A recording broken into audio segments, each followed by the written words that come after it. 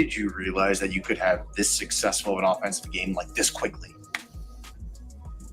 You're not thinking about it in that sense. I mean, I think you're always like wanting to go do that, but I think what being here in this situation has done for me is it allows you to recalibrate and not worry about those things. It allows you to just focus on the basics. And it's a good reminder that doing that is what leads to success and consistency. So I think the bigger thing going forward is just continuing to remind myself. Those decisions, I trust AV. We talk about every decision we make. They wanted Joe. They made the phone call. Obviously, it gives Joe an opportunity to go play again.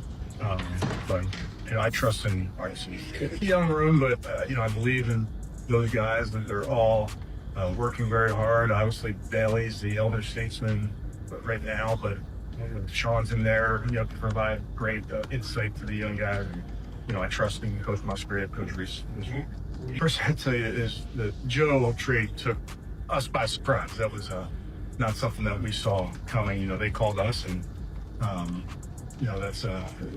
Be honest, it was shocking to me.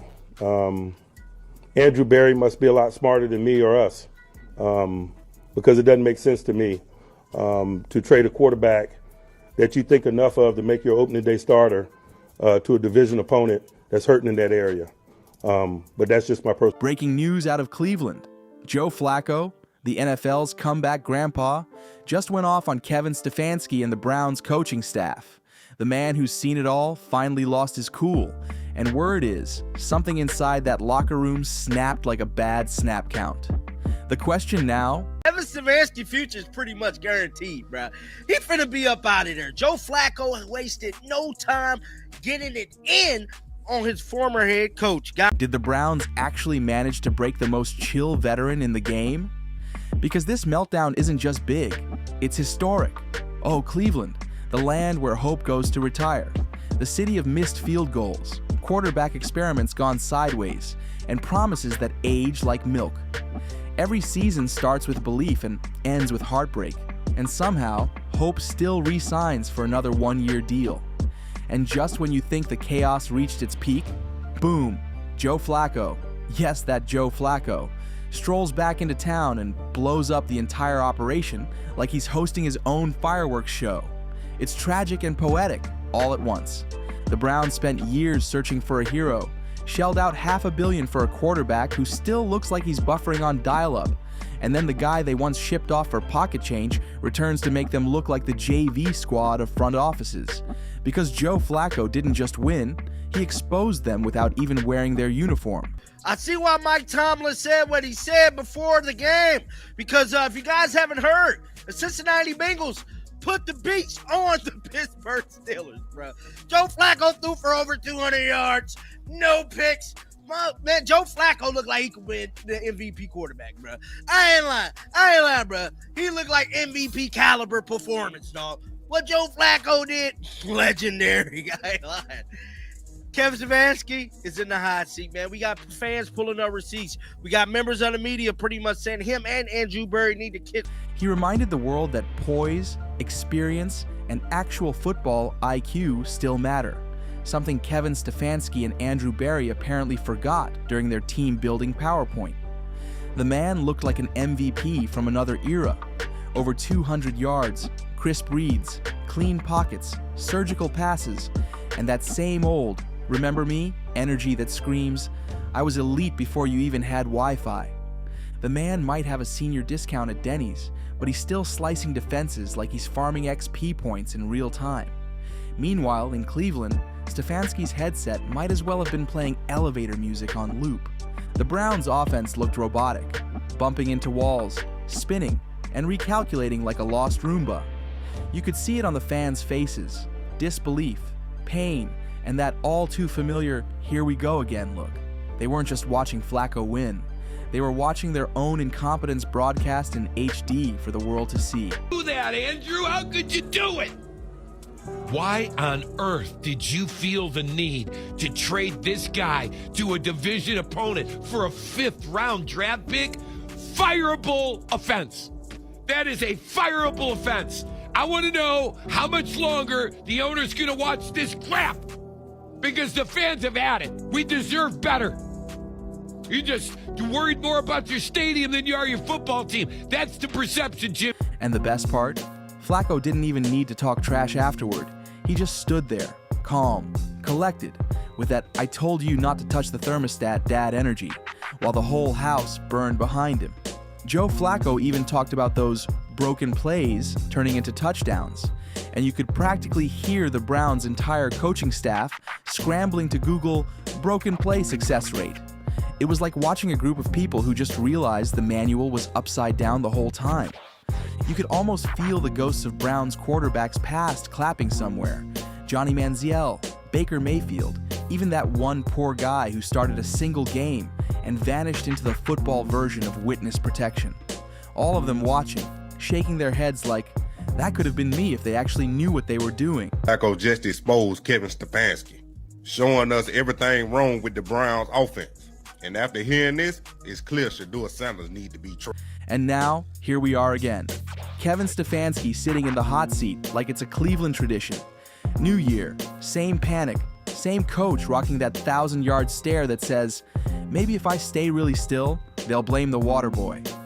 Fans are furious, digging through old receipts, calling out every bad call, every wasted drive, every game plan that looked like it was sketched with crayons on a napkin. So just exposed Kevin Stefanski and the Cleveland Browns offense. Joe Flacco threw for 342 yards and 3 touchdowns on 47 attempts and 31 completions. Cleveland, did you get rid of Joe too? Cleveland, did you get rid of old Joe too soon?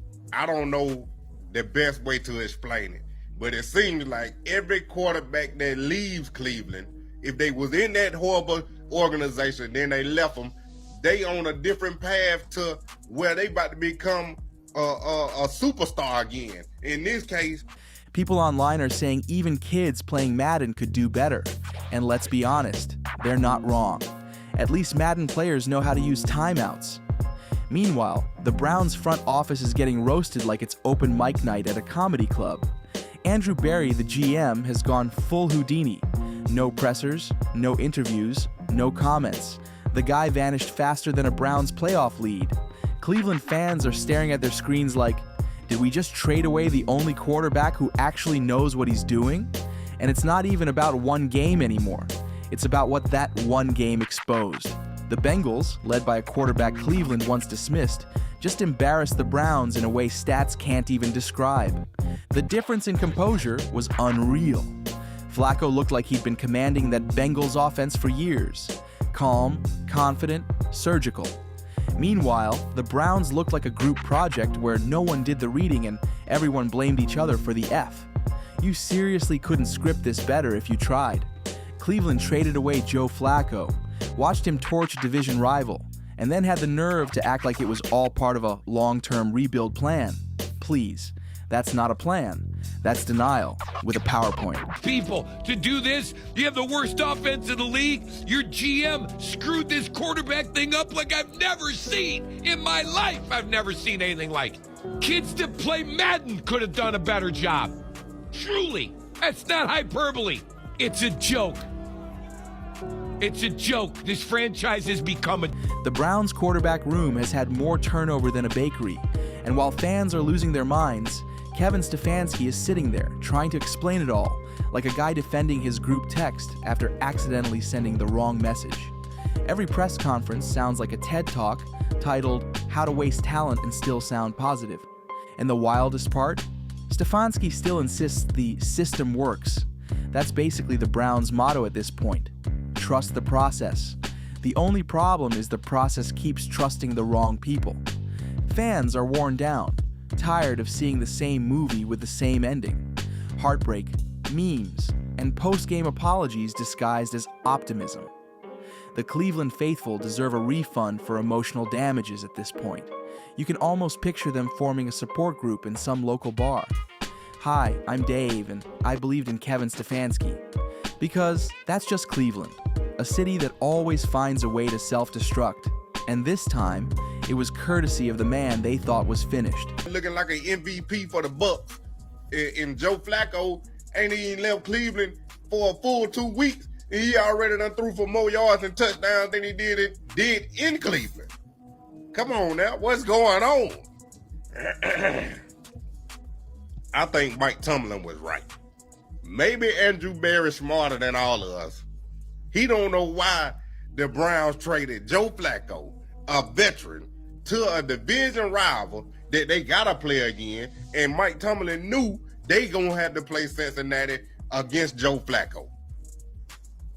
But Joe still didn't know the plays, and he beat a Steelers team that demolished the Cleveland with Dylan Gabriel. Joe Flacco is out there living his best football life, running broken plays that somehow turn into highlight reels, laughing on the sideline, joking about his coach's accent, and connecting with his receivers like they've been teammates since high school. That's how it's supposed to look. Now the fans have shifted their fury straight to the top: ownership. Jimmy Haslam, the man who collects head coaches like they're limited edition baseball cards, is back in the firing line. People are saying he cares more about building a bigger stadium than building a winning roster.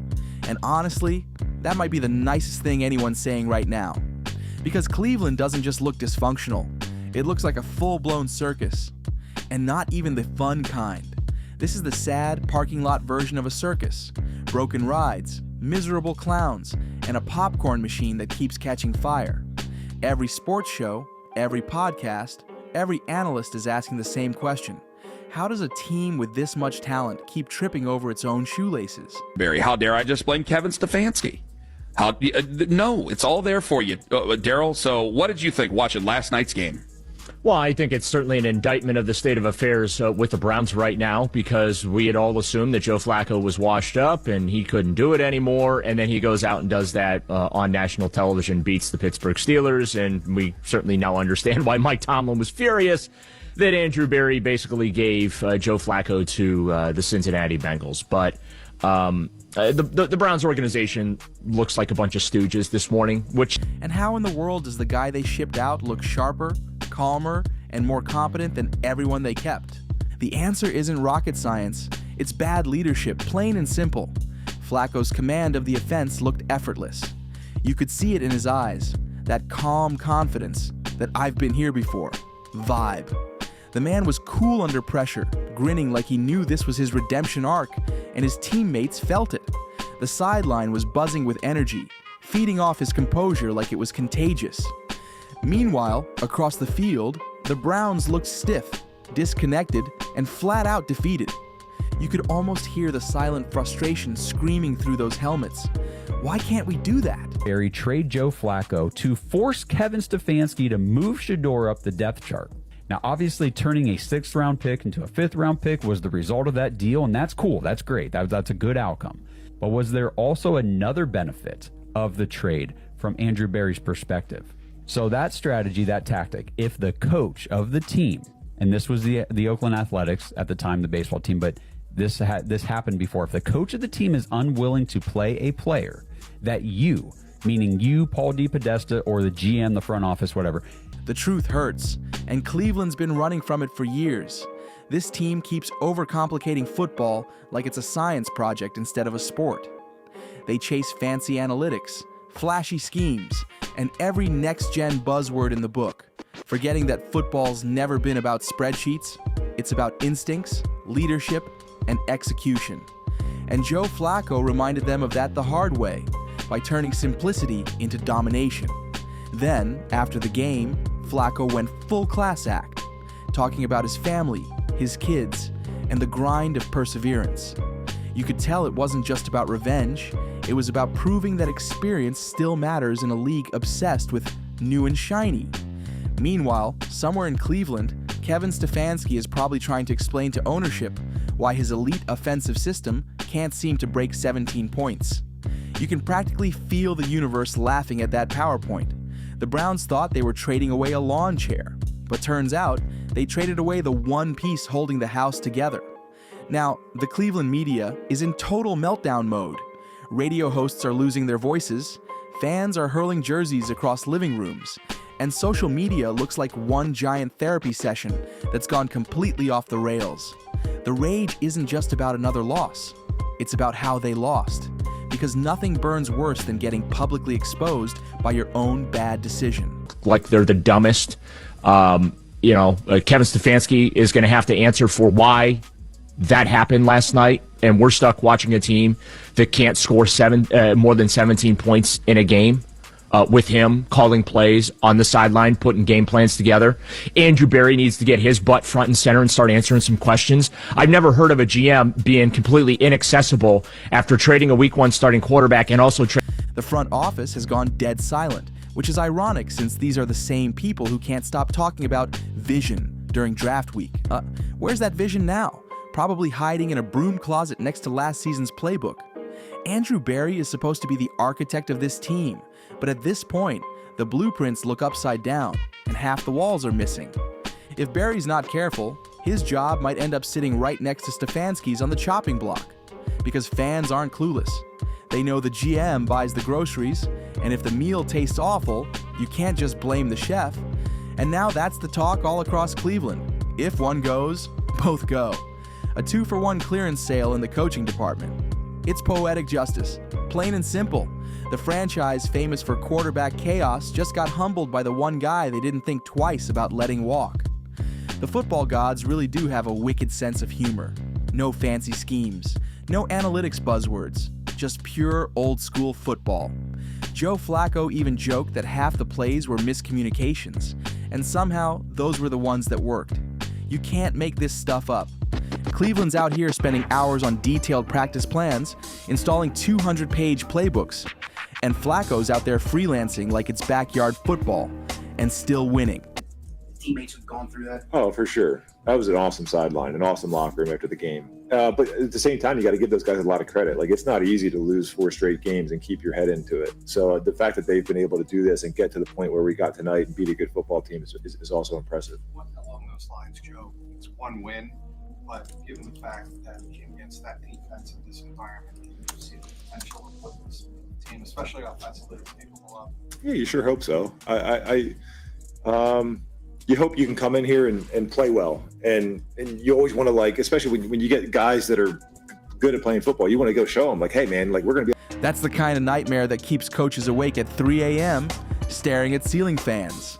And make no mistake, the locker room feels it. Players aren't blind. They can tell when something's broken. They know who's locked in and who's just pretending to have answers. You can sense when the energy shifts. And right now, that Browns locker room feels like a ticking time bomb. Once players lose trust in the coaching staff, everything unravels fast. The veterans start checking out, the rookies start going rogue, and before long, you've got a full roster freelancing, while the head coach stands there clutching his clipboard like it's a participation trophy. And that's what's going to sting, because this wasn't just a bad loss, it was a scar. Another chapter in Cleveland's endless saga of execution, focus, and taking it one game at a time. The same tired script playing on repeat while fans slowly run out of faith. Meanwhile, Joe Flacco just keeps being Joe Flacco. Calm, grounded, unbothered, and clearly having the time of his life watching everyone else lose it. The man doesn't even have to try to prove people wrong. He just exists, and the universe does the rest. It's poetic, it's ironic, and honestly, it's beautiful. Because this story isn't just about one quarterback lighting up his old team. It's about karma, about the football gods rewarding resilience and punishing arrogance. Cleveland thought they were done with Joe Flacco. Turns out, Joe Flacco wasn't done with them. He came back, dropped a masterclass, and left the entire organization staring at itself in the mirror, wondering where it all went wrong. And that's the real hit, the kind that doesn't happen on the field, but in the boardroom. When ownership realizes the guy they gave up on just made them look like amateurs on national television. That's the kind of loss you can't fix with a pep talk or a new playbook. So here's the real takeaway. Maybe next time, Cleveland should think twice before giving away competence at a discount. Because Joe Flacco didn't just beat them, he exposed them. He walked away with a win, a smirk, in the satisfaction of knowing he turned doubters into believers all over again. And somewhere out there, you can almost hear Cleveland fans chanting those same heartbreaking words they've said for decades. Maybe next year. Maybe. But not if they keep turning Joe Flacco into the ghost of football past. Like, comment, share, and subscribe, because this saga, it's far from over.